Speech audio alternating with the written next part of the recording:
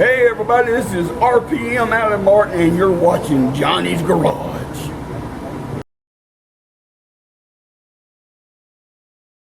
Back in the late 20th century, there was a place that created champions. A place that made men. That legendary place is talked about today. That place is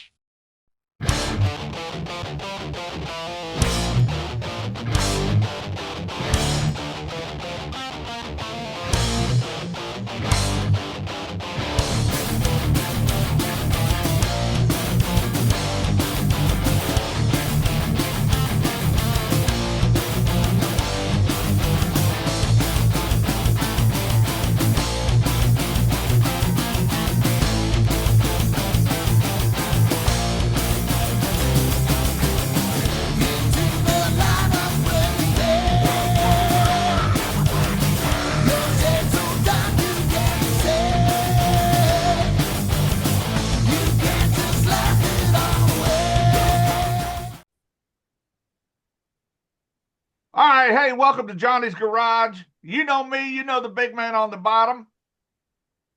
Hey, Johnny's Garage. How we doing? On the top, we got the man from West Virginia, Mr. Michael Cook. Hey, what's going on, fellas? Great to be here. Now, many of y'all probably don't know Michael Cook. He never made it big name, didn't spend a lot of time down in the southern area. But if you know who he is, you know he made an impact down here. I still remember him. I do. Yeah, he's stiff. No, that's what we call snug down here, man. Get it right. Hey, I know, Michael, you started training up in Atlanta. Was it WWA 4 or was it somewhere else you trained up there?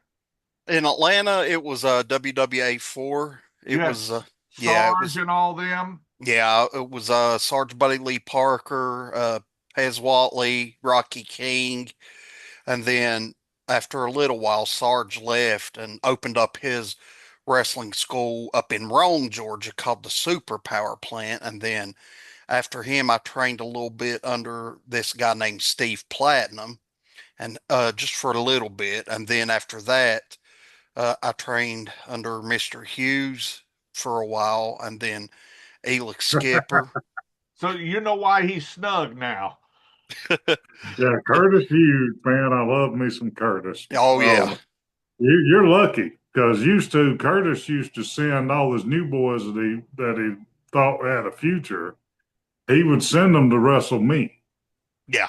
And Cool. yeah, he would send them to wrestle me, and he would give me a call, and he'd tell me, say, now this one's got good manners, or this way. He'd tell me what they need to work on, and then he'd tell me to introduce them, and I would introduce them.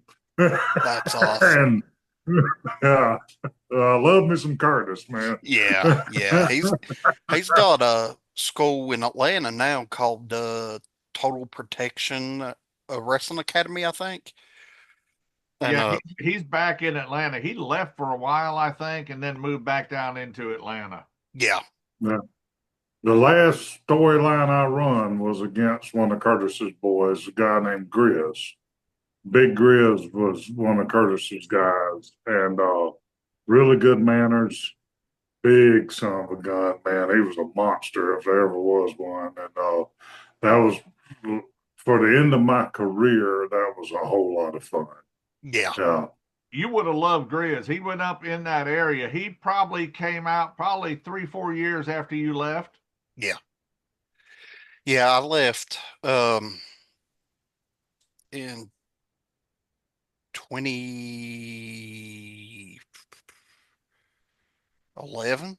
I was going to say you were down in GCW in 2010, so I know it was after that. Yeah, and Yeah. I came up here and worked for a while. I'd done indies all over West Virginia, North Carolina, South Carolina. I'd done Georgia some, like a bunch of spot shows until December 2nd, 2012. I just had like hit my 12 years because I started in 2000, like November 27, 2000, when I was still in high school. Went to this little wrestling school that we have up here in West Virginia. And I mean, I didn't learn much. The guys were cool there. I learned how to really bump, but it was a wooden framed ring. So it was like wooden framed with like 2x4s. There was no metal whatsoever. You know, I bet y'all know what that's like. And I was like, if you can So work in the ring, we trained in an old boxing ring that okay. was all rough cut 2x12 oak wood. And it was on 2 foot centers, 2x12s on 2 foot centers, had 2 layers of 3/4 inch plywood on top, 1 layer of sag carpet, and a tore up canvas Yeah. stretched on it on purpose to teach us to pick up our feet. Footwork. And when you bumped in that ring, the ring didn't bounce. You did. Oh, 100%. What Uh, he's leaving out is all the boards like this off the floor holding the ring up. Yeah, yeah. So it did not bounce or move. I personally rebuilt that ring 3 different times.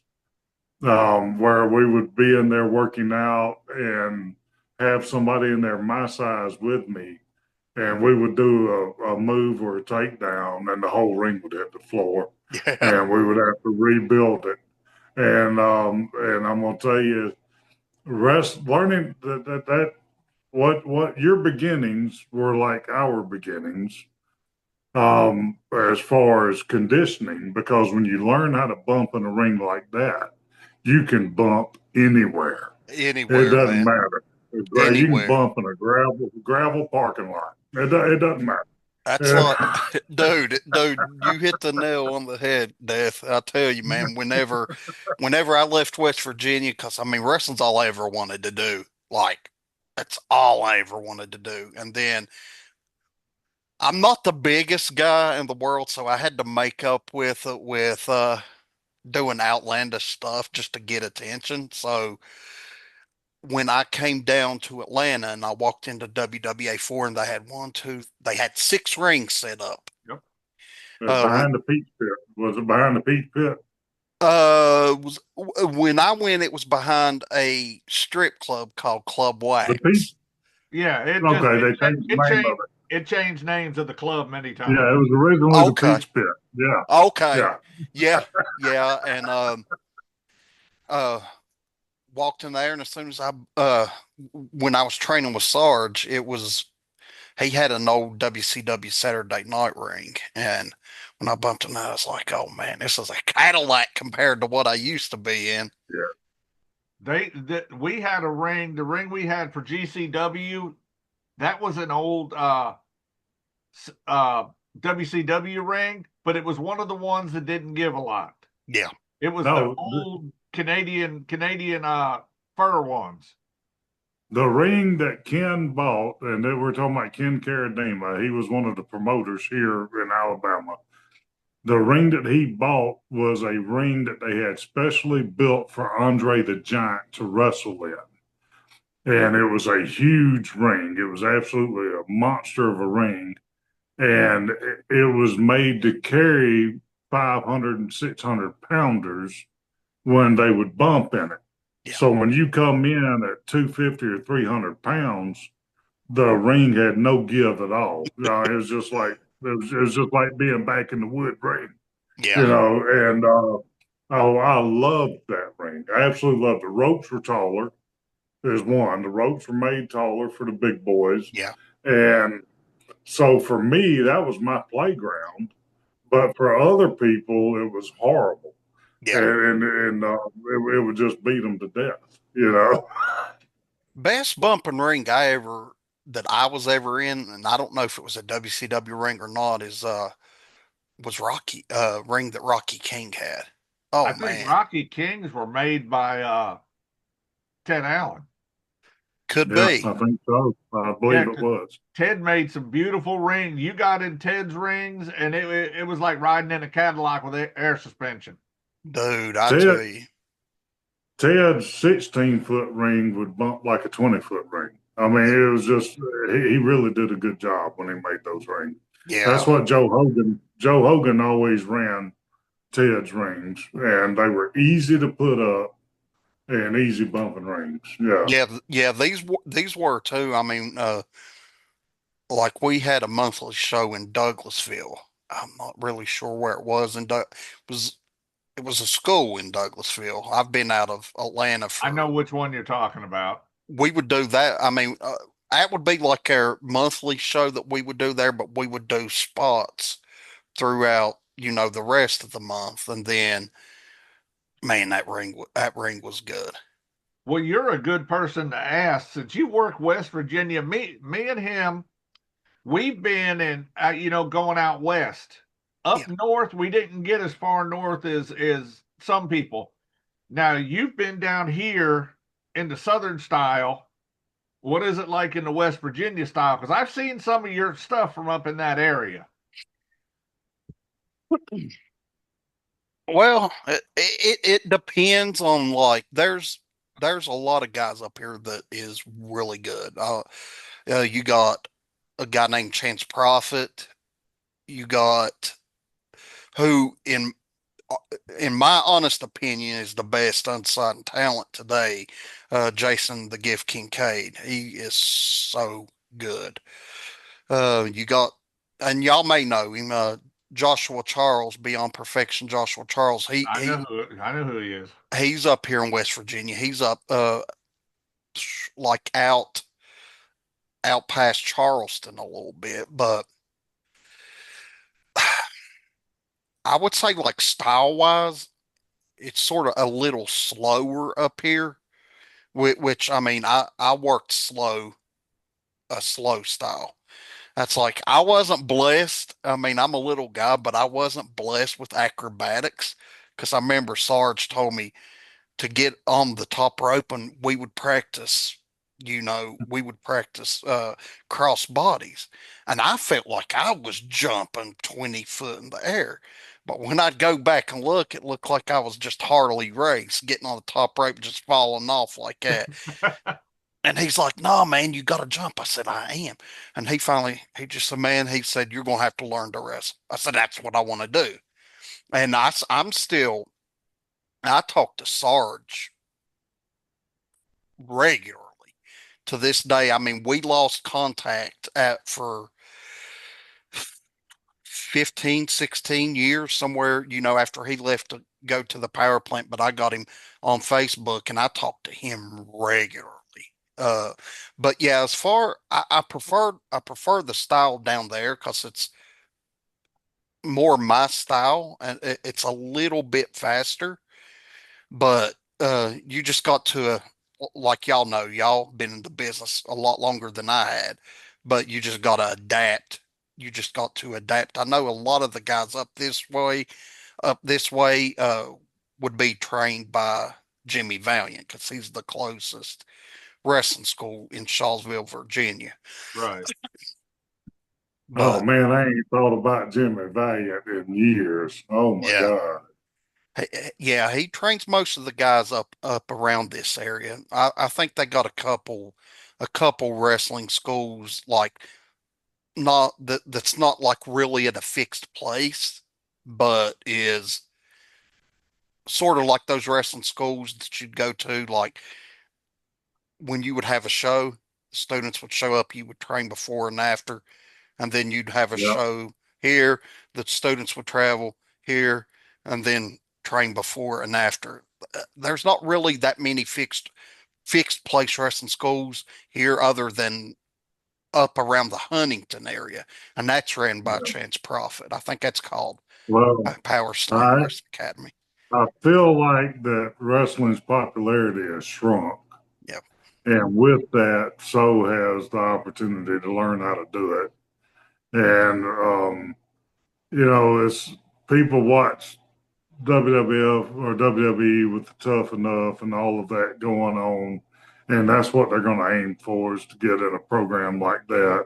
Yep. And I hate it because there are some really good people that can teach wrestling that they won't be able to learn from. I learned from a guy that started in Madison Square Garden back in the 50s. Yeah. And so, and I mean, I know you've been in the ring with me, and there's no secret about how stiff I am when I work.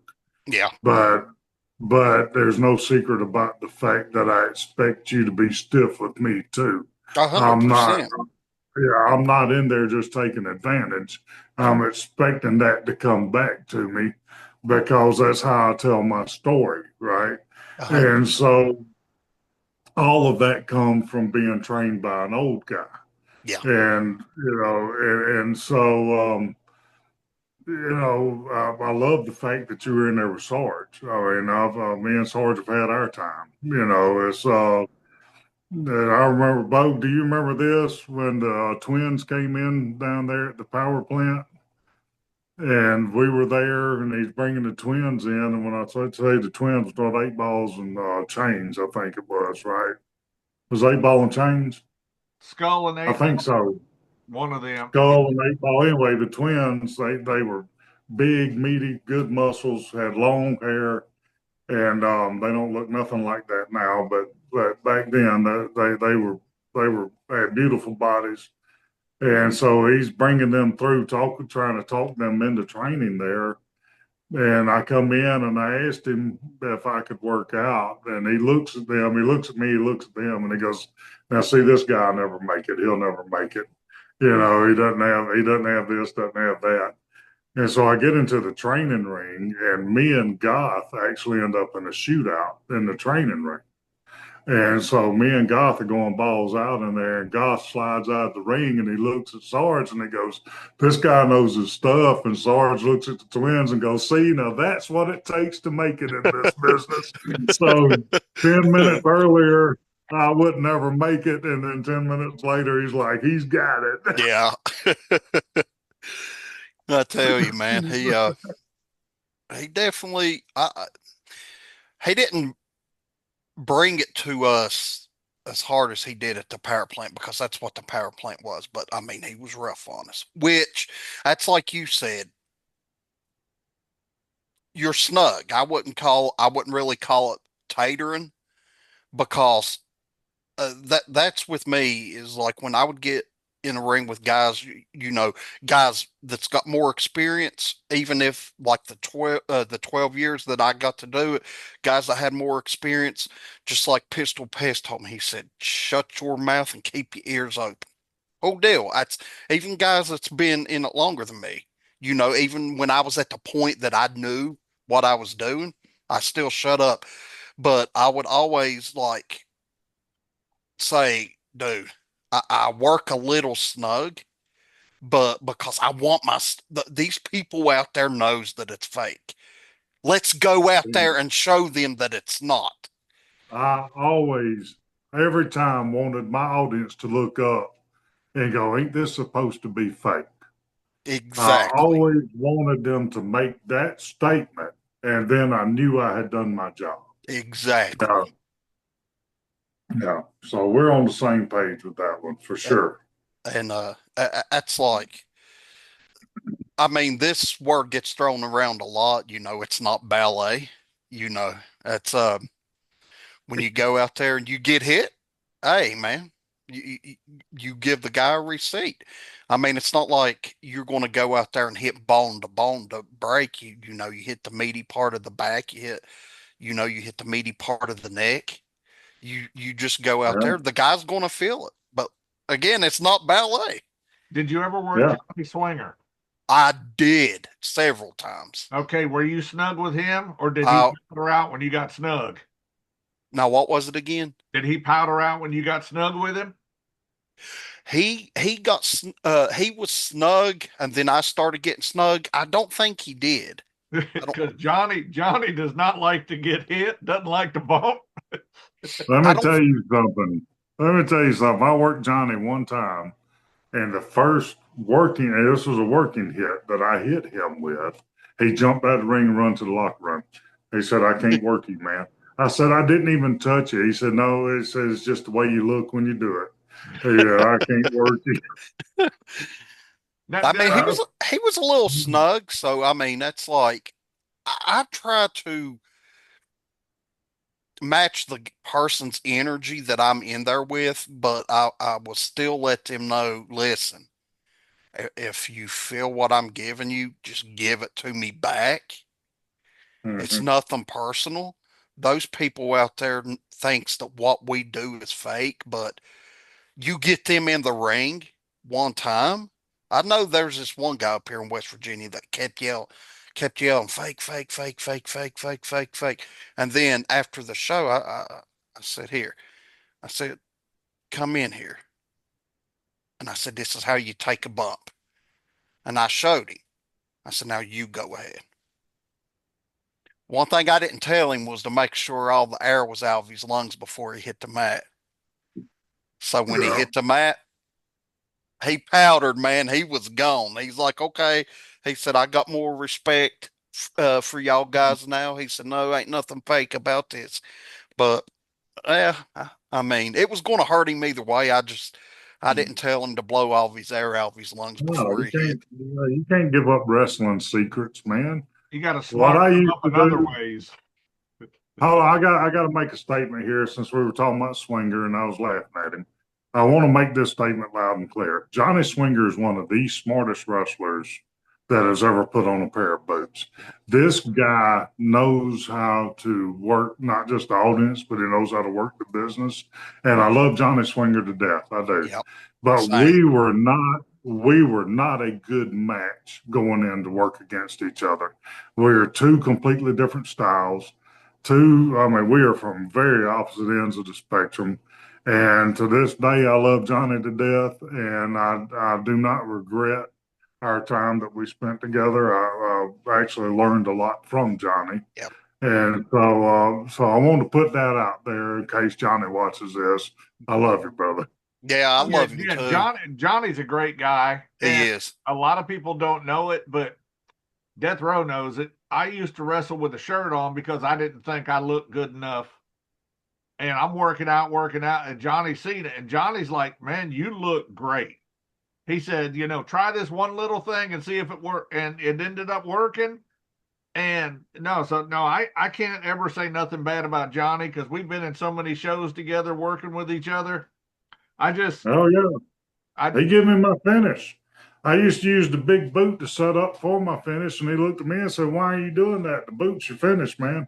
He said, "When you hit them with that boot, they're done." And so he trimmed my finish down to where it's streamlined and I could hit it on anybody, anywhere. And it was because of Johnny. I mean, he's very, very smart and knows the business inside and out. And so I have nothing but respect for him. Same Yeah. here, man.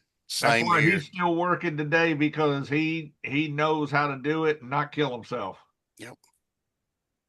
And have y'all noticed like well, I guess I mean, he was getting just a little bit older. I mean, he was still young when I was down there. I think he was born in like 75, but he would he would take his time and dude, he was like stretching out like for a good while. And Elix Skipper, who's a good buddy of mine, he would always preach at me, dude, you gotta stretch, man.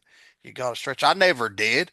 I mean, I started to like the when I started getting about 9, 10 years in, and then 12 years in, man, my wrestling career ended, and it didn't end in the ring. I love Elix Well, I'll Skipper. tell You you, talk about him. He was awesome. I was yeah, team champion for 1 week with him. Such a I good was dude. there tonight. I was there tonight. Elix ultimately ended his career. And it was Elix was always a gentleman in the locker room, and he always had really good advice, good things to say to people, and that's another blast from the past right there. I enjoyed being on shows with Elix. Really Ye- enjoyed it. Yeah, he would come down when he wasn't on the road with TNA. He would come down and WWA 4 and work with a lot of the guys there, but he would always work with me, my cousin Randall Johnson, and another guy that came in. And Why I do had I know that name? hey, Rand, Randall Johnson used to work at GCW he too. was the one that came out to what is it? Turn out the lights. Yeah, by World Class Wrecking Crew. Yep. You know I Randy had to have Johnson worked. well. He was really tall, really thin, right? Yep. Yeah. Yeah. Okay. I know Randall. Yeah. Yeah, it's my Okay. first cousin. But yeah, he would no, he's one that's really stiff because he would work in like he used to work in WA Wildside a lot, and they're really stiff. They was really stiff up there. And I know he would grab you and give you that forearm to the side of the head, dude, like, and you would just see stars, dude, lighting up. That But was he because wasn't. he was wrestling you. He never did that with me.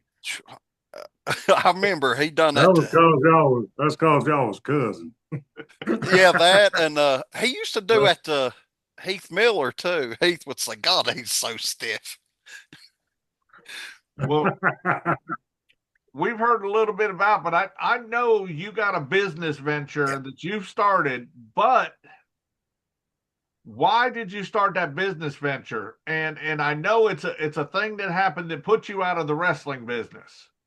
You don't Yeah, you don't have to go into everything, but just let people know why you're starting your business. yeah. So back in 2012, I had I was me and a couple buddies went out, and a guy who I thought was my best friend decided that he was going to put his hands on me. We was in the vehicle. I was in the back seat, and another buddy was driving. So he punched me twice inside the face, and I made the other guy pull the car over. And I took up for myself, and I was very successful at it. And needless to say, the other guy broke us up. The guy that I was successful against got into the driver's seat, which was his car to begin with, but he wasn't driving. And he told me to get out of his car. I was like, cool deal. It was like 1 o'clock in the morning. So I got out and walked front of his car, and he pops his clutch, runs completely over me.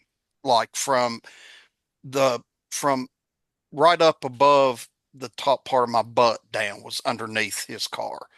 And it didn't hurt at first until I crawled out from underneath his vehicle and went to stand up, and my right leg and ankle was like Sid Vicious's when he jumped off of the, Oh man. and that ended my career. That ended my Yeah. wrestling career. Still I, feel factory. it crushed it. Yeah, because the doctor said when he went to open up my ankle, he said my bones fell out on the operating table, looked like baby powder. Oh, So I don't have no like ankle bone in my right. I don't have no ankle bone, so I've got a metal plate on the outside, metal plate on the inside, 7 screws. And I asked him, I said, when can I get back in the ring? He said, your career's over. And I told him I really wanted to get back in. He said, well, you can. He said, but I'm telling you, he said, you will have major problems when you get older. Yeah. So with that said, I went into, I don't mind telling my story. For almost a decade after that, I become a very very bad alcoholic. I've never done drugs, but for for about 2012 to about say 2021, I was like it was every day, like 7 days a week, and it was vodka. Like it got to the point to where I had to drink just to feel normal. And then finally I prayed, and I've been sober for uh going on 4 years now. November 20th will make 4 years. And Good for you, man. yep. you know, if I wouldn't have got sober, there's no doubt in my mind that I would be dead now because it was bad. Like like it was so bad. It was 7 days a week straight vodka. But anyways, I worked jobs and all of that that fueled that problem for years. And then finally, for about the last year, I've been working behind the scenes because when I was in Atlanta, I got my master personal trainer and nutrition certification, and I still have those. And fitness has always been something that I've loved. I was never the biggest guy, but I always liked to show up fit. I was never like huge, overly muscle, but I would always show up fit.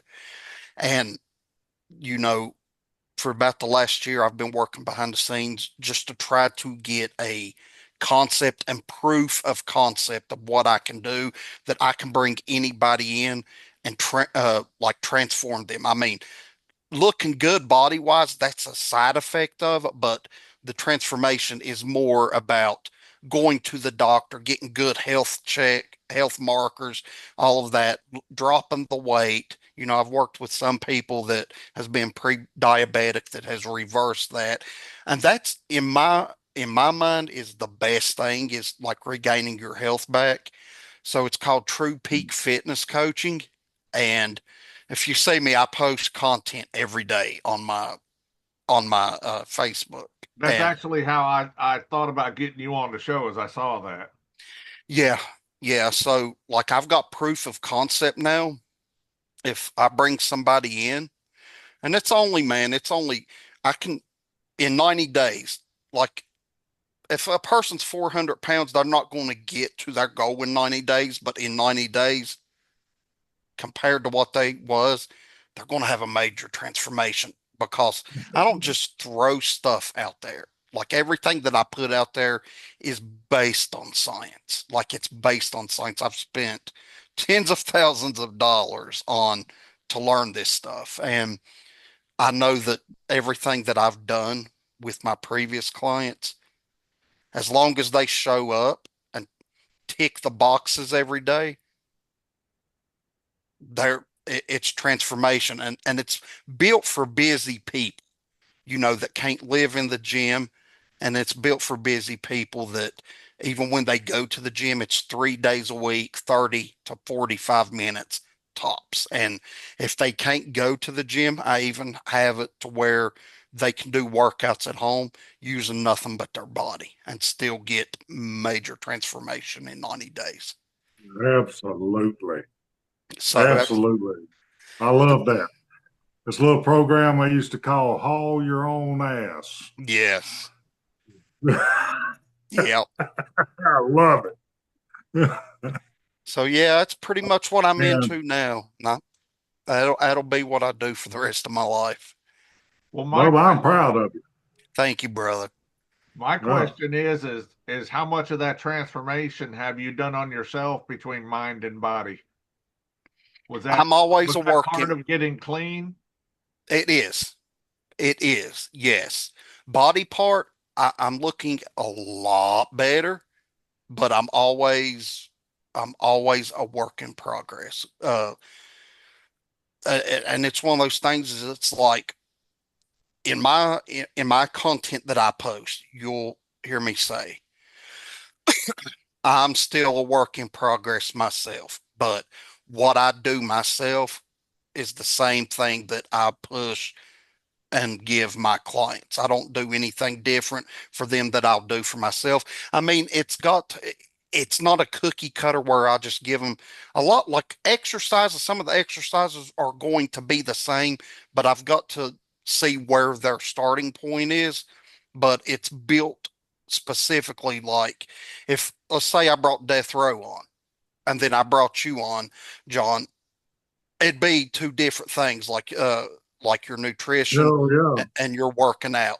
Because what I give I Death need a Row, lot more work. I need a it, lot more work than he does.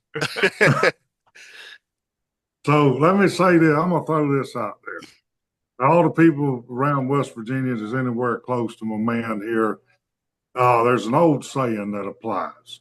There's nobody better to save your soul than one that has lost his and found it again.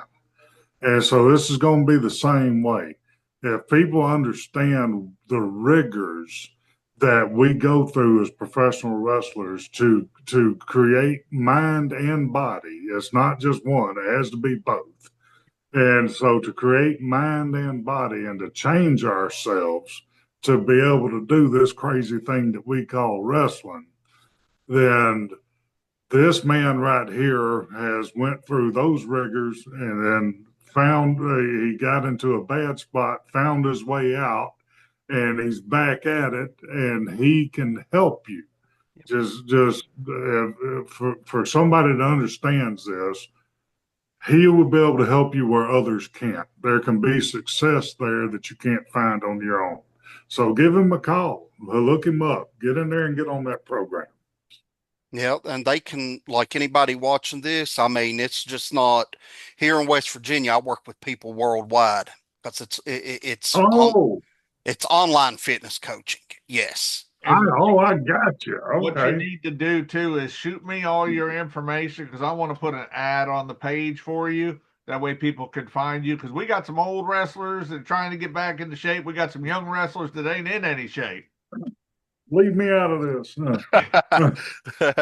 Yeah, I can definitely do that. Yeah, I mean, it's like I work with people around here, but I'm working with people in other states. It's all, I'm not just a fitness coach. I'm also an internet marketer as well because my business ain't going to get out there just on its own. I have to get it out there. I have to bring people into my ecosystem.